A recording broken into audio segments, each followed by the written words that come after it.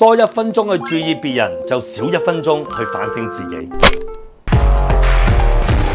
大部分嘅人咧，都係不停咁樣去講人哋錯啊，人哋點樣啱啊，又或者呢個世界咧，嗰啲嘅網紅係點樣啊？政局裏面咧，邊個啱邊個錯？大部分每一個人咧，都將一啲焦點咧，去焦點你自己想要嘅，甚至乎咧，你係借佢批評嚟抬高咗自己嘅人。但係當你不定咁樣去焦點住唔同嘅人咧，其實你對自己嘅反省就會少咗㗎啦。究竟你有冇喺別人身上去反省自己呢？或者喺世界大事身上你能夠反省自己呢？又或者每一日你會唔會攞5分鐘，只係5分鐘啫，好好咁樣去自己同自己講下，今日我自己做緊嘅嘢檢討，今日我嘅關係係咪有一啲嘢做錯咗？今日我嘅關係係咪可以再做好啲呢？如果你不停咁樣去焦點人哋，去批評人哋，網絡講人哋，甚至乎自己成班朋友都不停咁樣去講邊個，甚至乎可能講佢靚啊，講佢幾好啊，佢咁完美啊，佢咁叻啊，佢咁差，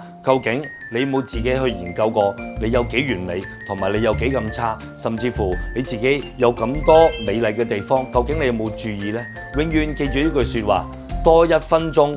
去了解別人，就少1分鐘去反省自己。好片記得俾朋友